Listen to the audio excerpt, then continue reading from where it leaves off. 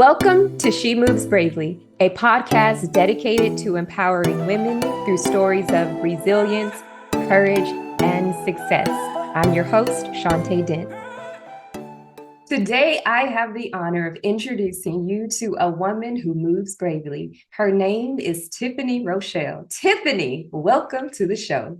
You better tell me how I be moving. Oh, that got me all excited and such. Thank you. Yes, because Tiffany is moving bravely. How are you today? Yo, I am really thankful. I appreciate you asking me that. It's a great day to be on top of the dirt, and the dirt's not on top of me. So I'm grateful.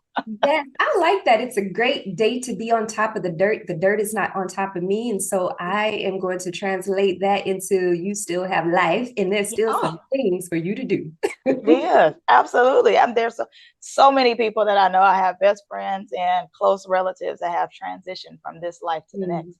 And I'm just grateful to be able to still be here. That means I got life. I still got some purpose.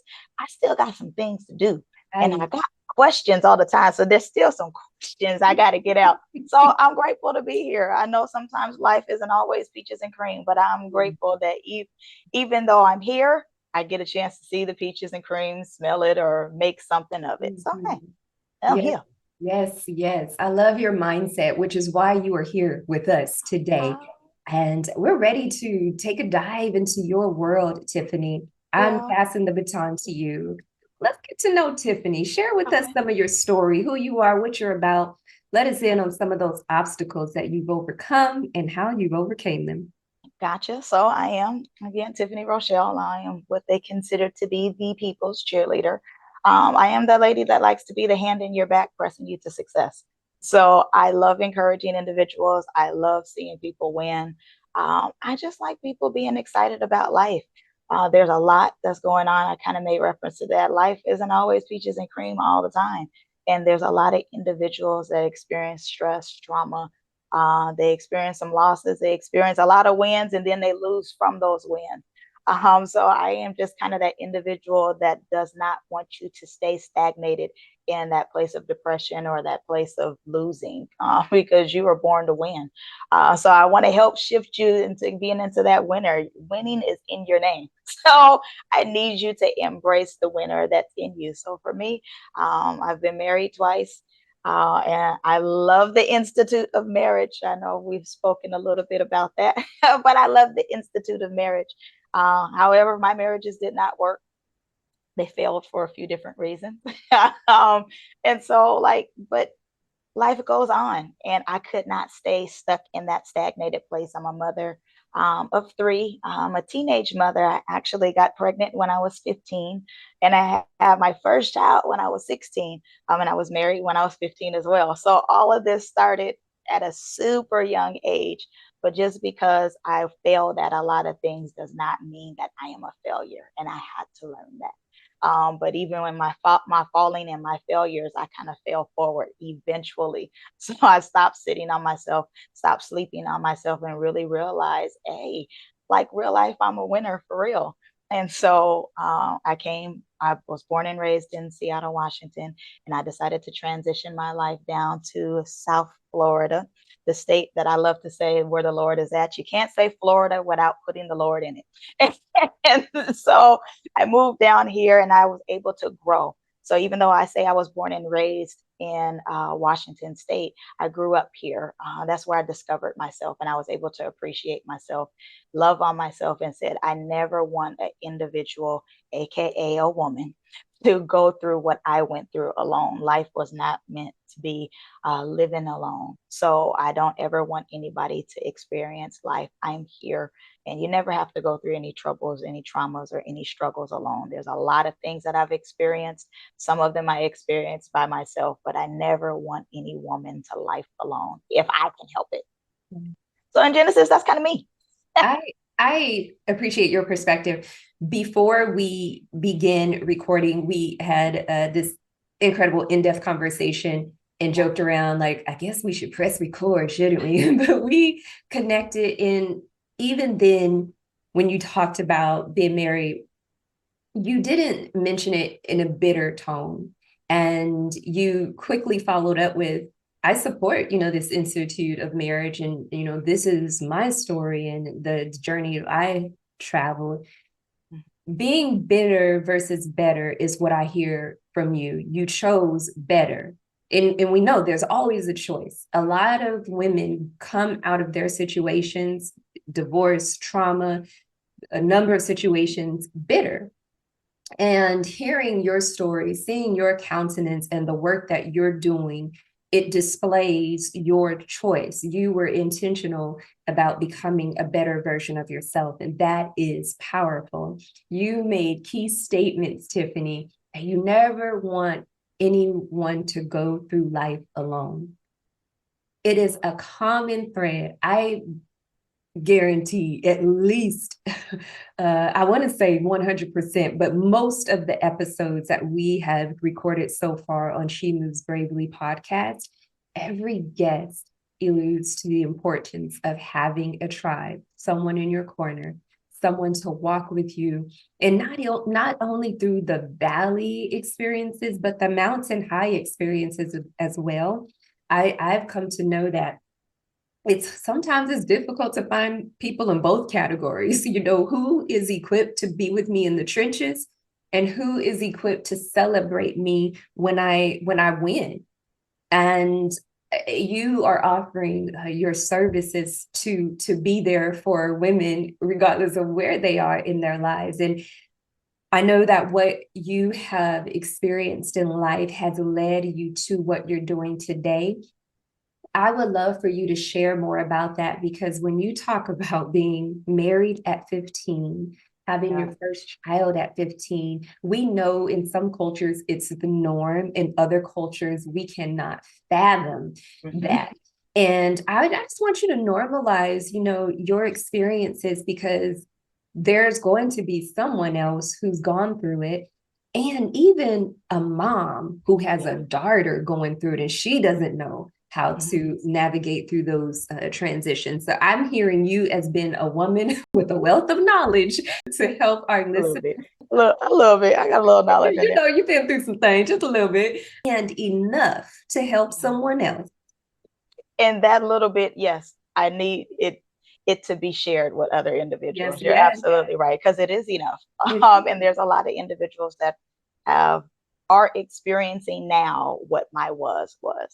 And so I love marriage. There is nothing about marriage that I don't like. I enjoyed rolling over or sleeping with that individual, building life, building businesses. It was interesting, like, oh, this is what my day was like. I love that.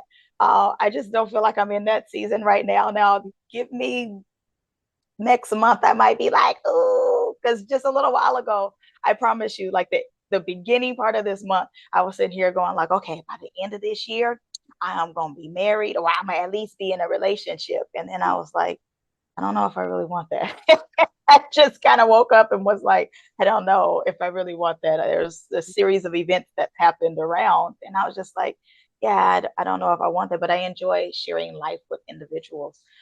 So I never knock anybody in marriage. I want you to work till you can't work no more. I don't want to say that just because I was divorced, I'm going to be that woman that's a hater or that bitter individual. At one point in time, bitterness did reside in me, and I definitely was holding on to it. I was holding it hostage for real, because I enjoyed being in that moment.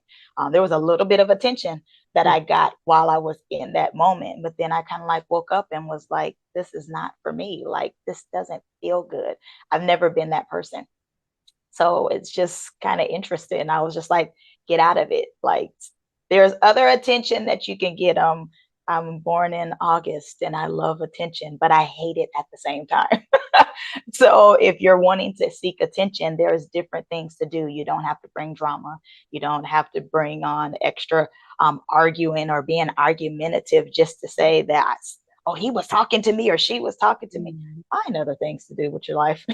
My favorite saying right now is grow up. Grow up. She said it, grow up, because some people find it pleasing and entertaining and they thrive off of dysfunction. And you're saying, that's not the way to go. Even if you feel like that's what you need for a season, perhaps, okay, listeners, here we go. Take notes. This is your wake up call. That's not the kind of attention you need. There is another way to get attention. So listen up. how do you work with women? And let's say that is the woman who is your client. She's longing for attention. It's manifesting from bitterness.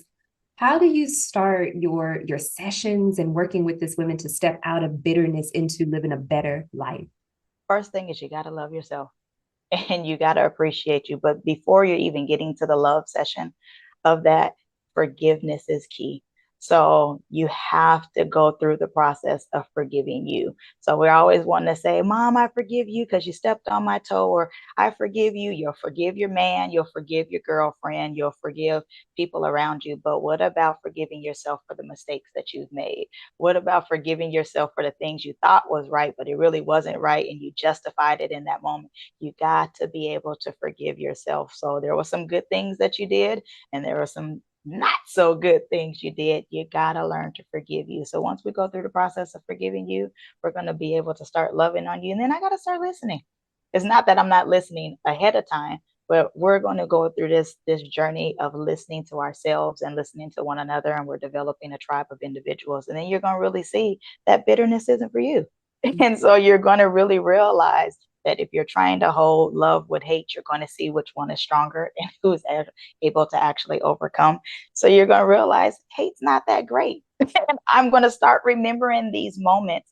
And for me, the biggest thing that we go through in the journey is divorcing the memory in the moment, because we will live in that moment and we are married to that. And it's when we're getting in that moment of remembering how this person made me feel, or how that person made me feel, or even if it was mom, dad, sister, brother, cousin, whoever, because it doesn't have to be a spouse always that's bothering us. But then when we start remembering it and telling the story to other people, then you're like, oh my God, then you get right back in it. Your head starts jerking and you feel it. Your blood pressure done went up because you're actually in that moment. It's okay to remember what happened to you, but you don't have to be in the moment of that and continuously reliving. So that's when we're going through our little healing journey, forgiving ourselves and saying, we're not going to be married to that no more. That's something that we have to divorce. That's when divorce is beneficial for me. Okay. Even though I've been divorced twice, I'm real life meaning divorcing the memory in the moment. Mhm. When I'm listening to this process, I think about these particular phrases, separating from shame. A lot of times we carry the shame of what we said, of what we did, and how we Yeah. behave. And, we will conduct ourselves in ways that we're not proud of. I'm always encouraging individuals not to get stuck in that space. There's a way to circle back around, like you mentioned, forgiving yourself, just releasing that unhealthy burden, not carrying the shame. So separate from the shame. And then when you talked about that next step, with the memories, I think about a phrase: don't marinate in the negative memories, because you're right, memories come. The memories, something to trigger you, and then you go right back to that place, and you're feeling it all over again. And I believe that's a normal part of human nature. I'm like, unless we experience amnesia, we will remember. But what do you do with the memories? Are you marinating in the memory, becoming that woman again?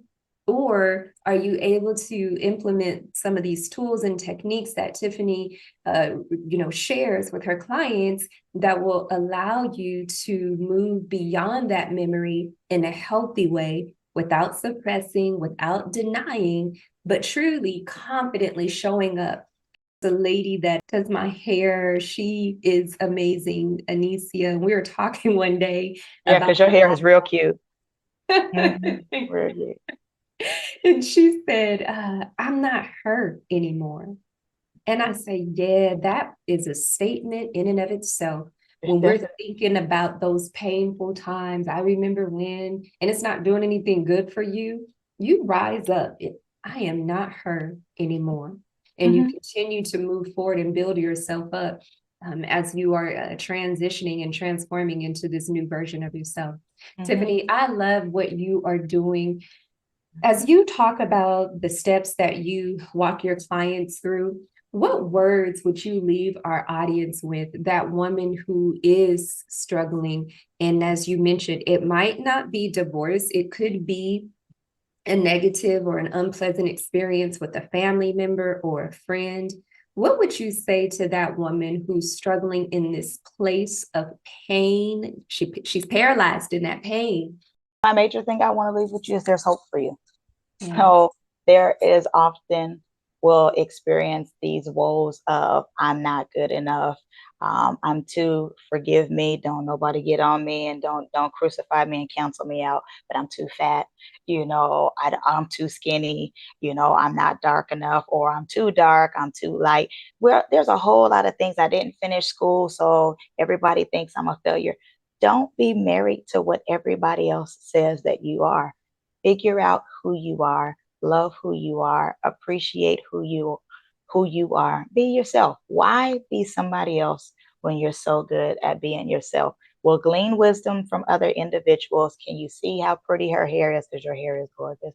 Can you see how pretty somebody's hair is? They got a gorgeous smile. Sure, and you like, hey, I want to work on my smile. I want to work on being a better individual. Sure, you glean in that. She's always happy. Take that from her, but allow it to be you. Authentically walk in that. Don't try to be her, be you. That's the best advice I can give anyone, to make sure you're authentically walking in who you were created to be.